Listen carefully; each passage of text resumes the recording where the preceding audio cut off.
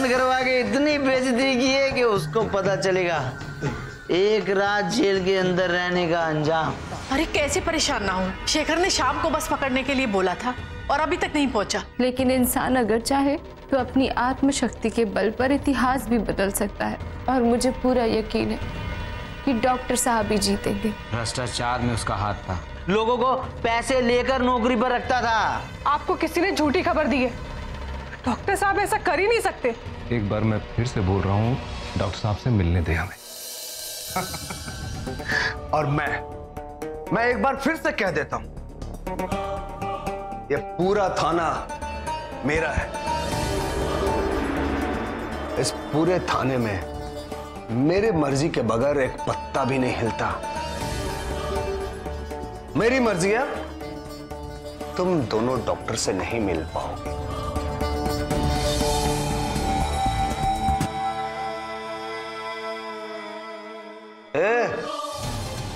क्या रे? ये अपने आंख की बटन नीचे कर। क्या तू धमकी दे रहा था गांव वाले? चल चल निकाल इधर से। धर्म धर्म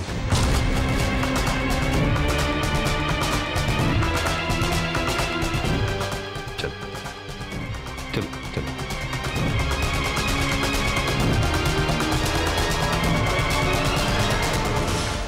अरे वाह,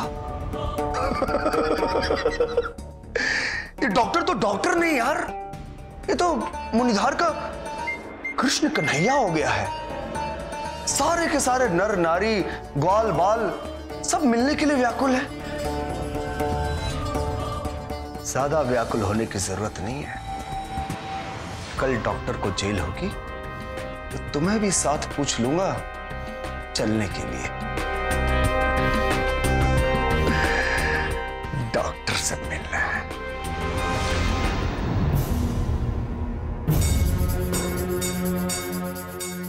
राजू, इसमें तो कोई शक नहीं है कि इंस्पेक्टर घूस के छछूंदर खा चुका है, इसीलिए इसे कुछ अच्छा दिखाई सुनाई नहीं दे रहा है। यार तो इस बात का लग रहा है कहीं ये डॉक्टर साहब को चोट पहुंचाने की कोशिश तो नहीं करे। धर्मपाल, इतनी मजाल इंस्पेक्टर की नहीं है, और डर है तो जगन्नाथ का है। डॉक्टर साहब रात भर चौकी में रहेंगे, कहीं वो बाहर से हमला न करवा दे। तो एक काम करते हैं, रात भर के लिए यहीं रुक जाते हैं, यहीं चौकी के बाहर पहरा देते हैं। कल सुबह जब वोट के लिए शेखर बाबू निकलेंगे, हम लोग भी साथ में निकल लेंगे, क्या कहते हैं? हाँ धर्म, इसी से मन को संतोष रहेगा। रात भर यहीं पहरा देते हैं। इस इंस्पेक्टर ने इतनी घटिया हरकत की है कि अब बिल्कुल भरोसा नहीं किया जा सकता। हाँ धर्म, बैठते हैं।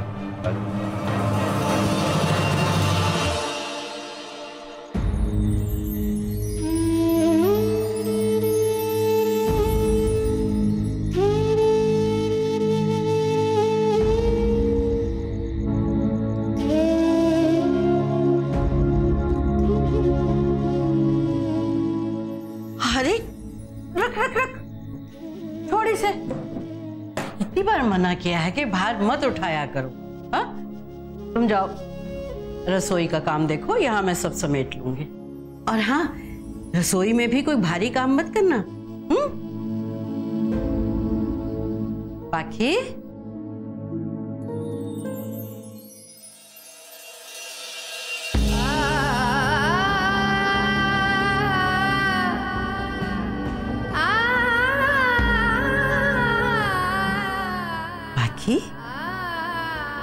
अरे चेली,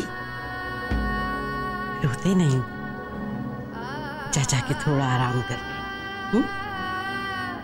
अरे देखना सब अच्छा होगा। सब अच्छा होगा, सिर्फ उम्मीद है, और उम्मीदें टूटती भी है। उम्मीदें सुबह की तरह सच्ची होती हैं। अरे अंधेरा कितना भी घना और भयानक क्यों ना हो, लेकिन जब सूरज की पहली किरणें आती है ना, तो उससे पहले उसे गायब होना ही होता है। और जगन्नाथ जैसे इंसानों के चाहने से कुछ नहीं होने वाला, होगा वही जो ऊपर वाला चाहेगा। तुम देखना, शेखर को कुछ नहीं होगा। पता नहीं ये ऊपर वाला आखिर चाहता क्या है। हम भले लोगों की इतनी परीक्षा क्यों लेता है? भगवान परीक्षा लेता है क्योंकि उसे हम पर भरोसा होता है। वो हमारी क्षमता का इम्तिहान लेता है। वो हमारा इम्तिहान इसलिए नहीं लेता कि वो हमें दुख पहुंचा सके। वो तो हमारा इम्तिहान इसलिए लेता है ताकि वो बुरे लोगों को सबक सिखा सके कि देखो, जिस दुख से भागकर तुमने सत्य का मार्ग छोड़ा, उसी सत्य के मार्ग पर चलकर दुख सुख मान असम्मान की परवाह ना करते हुए एक सच्चा इंसान जीत कर दिखाता है। आमा, आप सच कह रहे हो ना कि डॉक्टर साहब को कुछ नहीं होगा? कहीं मुझे कोई झूठी उम्मीद तो नहीं बता रहे हो? बताओ ना आमा, क्या सचमुच डॉक्टर साहब को कुछ नहीं होगा? चली रोती नहीं है? अरे कुछ नहीं होगा उसे, कुछ नहीं होगा। अरे मैं सच कह रही हूँ, शेखर को कुछ नहीं होगा। बस भूलजू महाराज पर भरोसा रख। अरे पूरा गांव आज शेखर के साथ है और कल सब लोग कोर्ट में उसके साथ खड़े होंगे। कल देखेंगे कि जगन्नाथ कोर्ट में अपने झूठ को कैसे साबित करेगा। और चेली, लाखों लोगों की दुआएं हैं शेखर के साथ, तो उसको कुछ कैसे हो सकता है? कुछ नहीं होगा उसे, कुछ नहीं होगा उसे।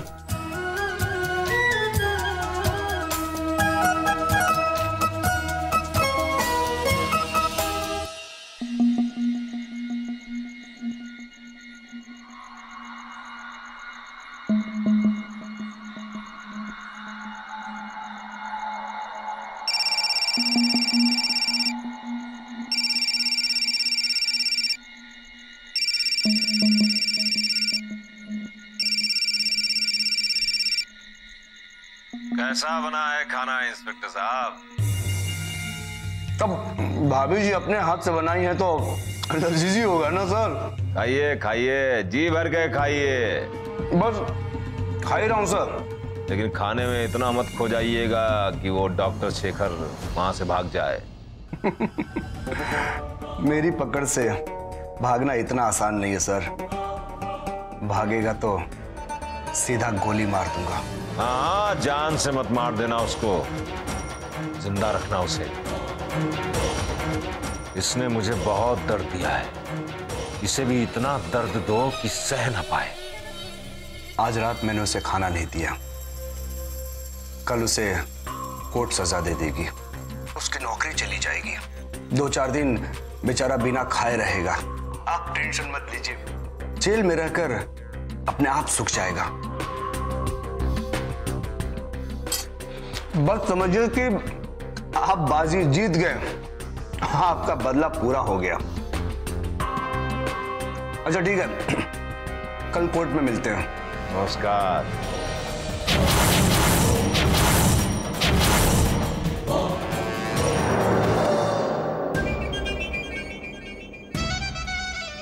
खाना भी भिजवाते हैं और खाना भी नहीं खाने देते। यही दुनिया है, खाना भी देती है और खाने भी नहीं देती है। वाह भाभी जी वाह, क्या बात है।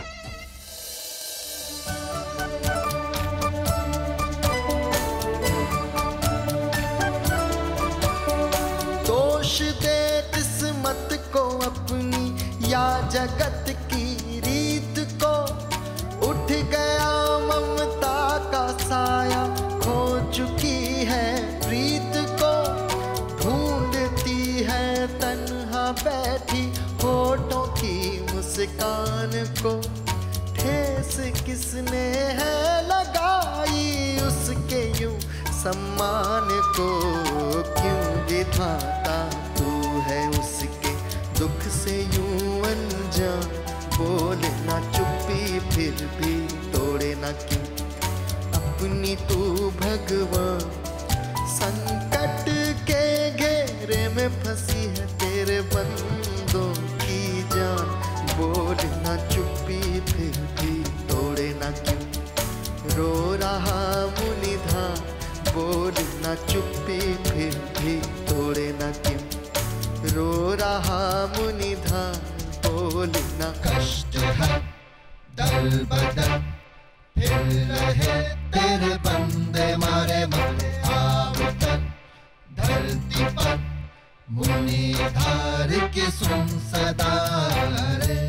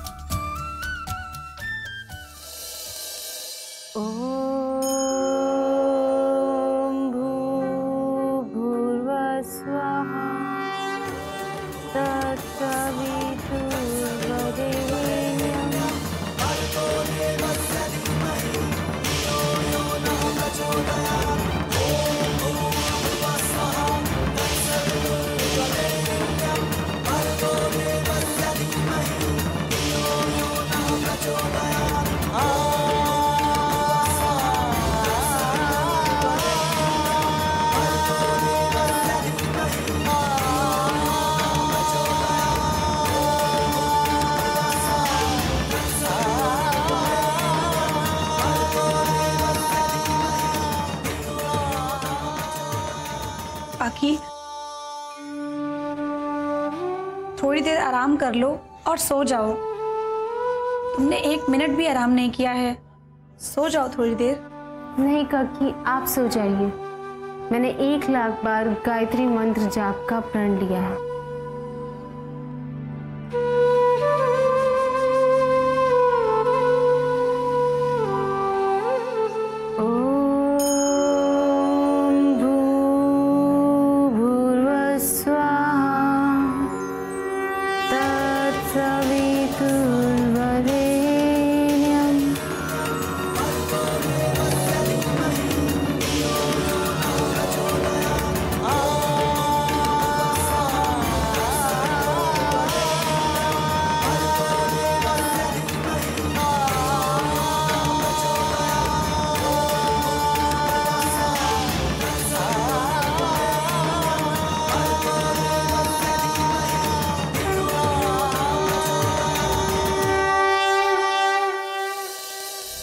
इतनी बड़ी बात हो गई और तू कह रहा है कि छोटी सी बात है।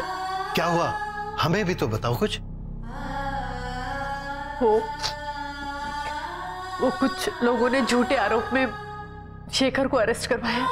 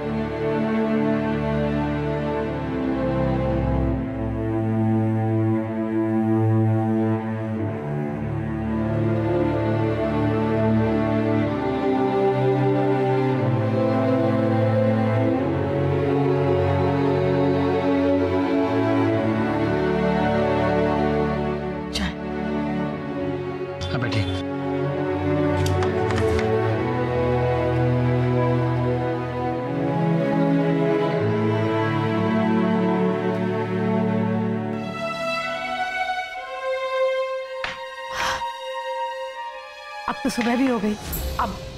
अब हम यहाँ बैठे बैठे क्या शाम होने का इंतजार करेंगे? मेरी शेखर का कुछ पता नहीं लग पा रहा है, ना कोई फोन ना कोई खबर। मुनिधार से निकला है तो पहुंचा क्यों नहीं अभी तक वो? आप एक काम करिए, आप कार लेकर निकलिए और पता लगाइए उसका।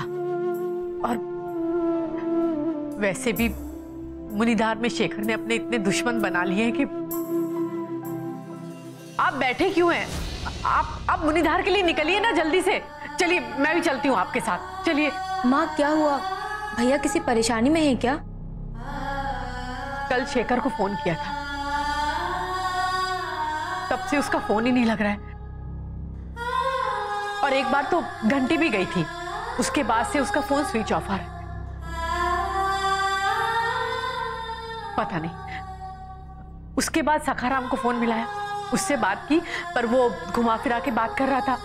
और मेरा बेटा अगर किसी मुसीबत में होगा तो हमें पता कैसे लगेगा?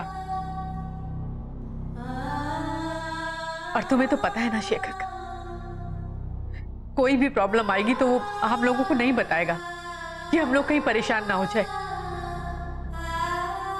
याद है ना वो पिछली बार धर्मपाल का केस, सखाराम नहीं बताया था हमें।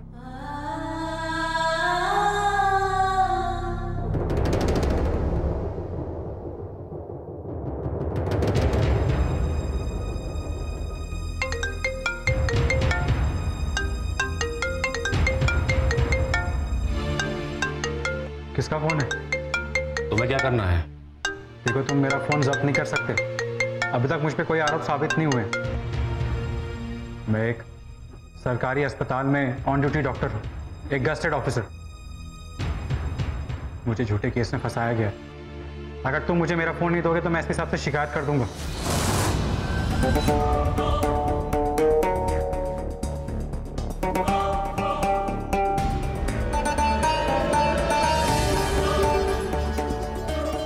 मैंने तुम्हारी सारी बातें सुन ली। अनिल जी सर। दे दो फोन।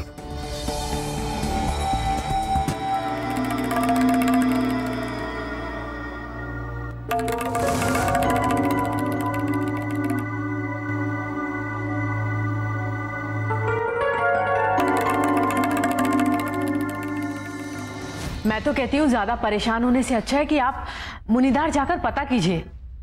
शालिनी टेंशन तो मुझे भी है, तो लेकिन क्या करूं, जल्दबाजी में अगर निकल गया मैं और वो यहाँ आ गया तो खामखा मेहनत बेकार जाएगी ना। यहाँ बैठने का भी तो कोई फायदा नहीं है ना। आप कार लेकर निकलिए, शेखर का अगर फोन आ गया तो मैं आपको फोन कर दूंगी, आप रास्ते से ही वापस आ जाना। ठीक है, मैं मुनिधार जाने के लिए तैयार हूँ। मम्मी एक मिनट, मैं भैया को फोन करके देखती हूँ, शायद बात हो जाए।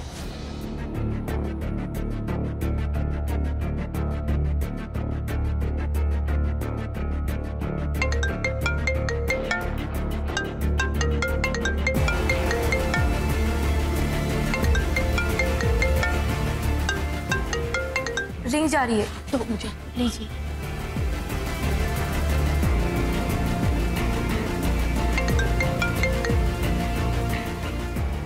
हेलो शेखर बेटा, कहाँ रह गया तू बेटा?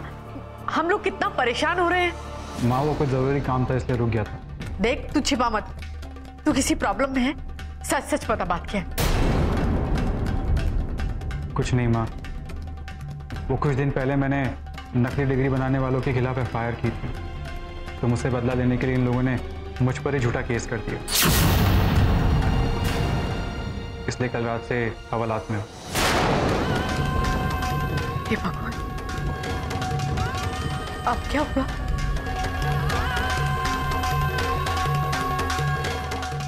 कुछ नहीं होगा माँ, आज कोर्ट में पेशी है मेरी और पहली तारीख को ये केस झूठा साबित हो जाएगा, आप टेंशन मत लीजिए।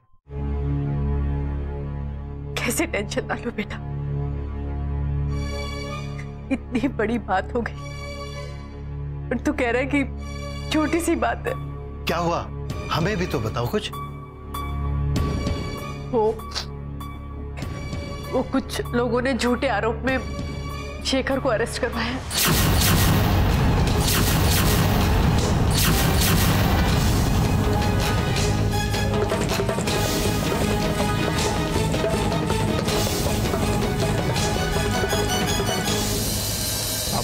आप घबराइए मत, कुछ लोग हैं जो नकली डिग्री का रैकेट चला रहे हैं। कुछ दिन पहले ही हॉस्पिटल में एक फर्जी डिग्री वाली नर्स अपॉइंट हुई है, ना उसने कहीं से ट्रेनिंग ली है और ना ही उसे कुछ काम आता है, और मेडिकल में जुड़े ऐसे लोगों से रिस्क नहीं ले सकते पापा।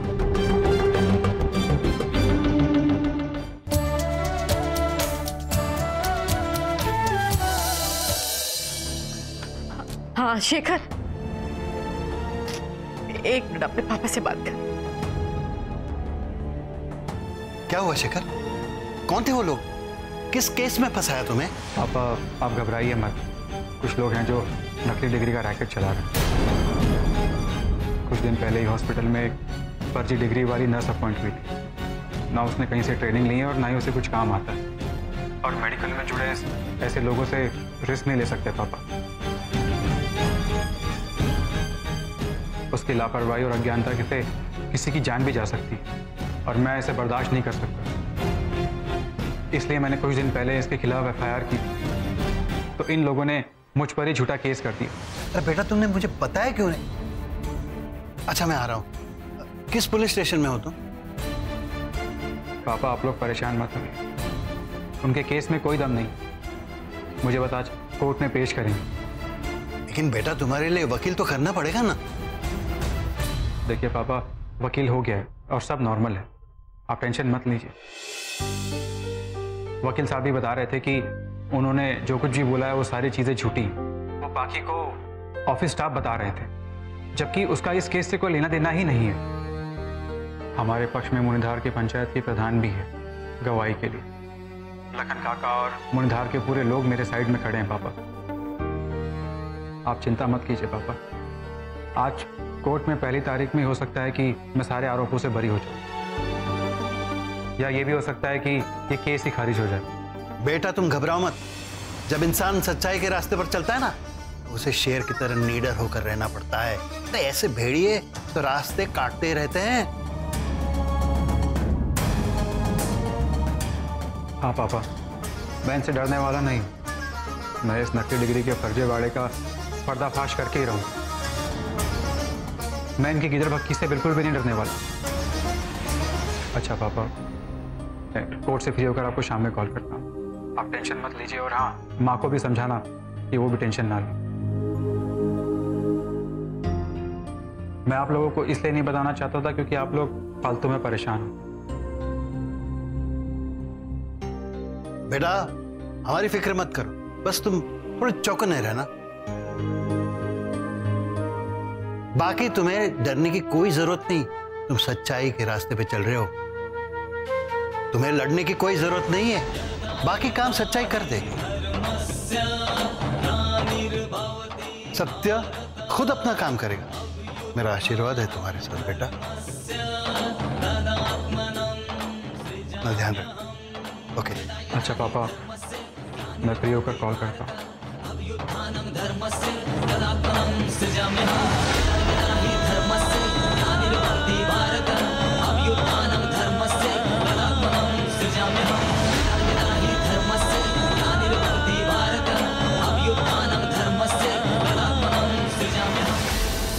मुझे एक बात समझ में नहीं आ रही है कि इस इंसान को क्या कहा जाए जो पैसे की लालच में, अपने घमंड में सरकार के द्वारा अपॉइंटेड की गई नर्स को निकाल करके और एक गांव की लड़की को मोटी रकम रिश्वत में लेकर के उसकी जगह पे रखता है।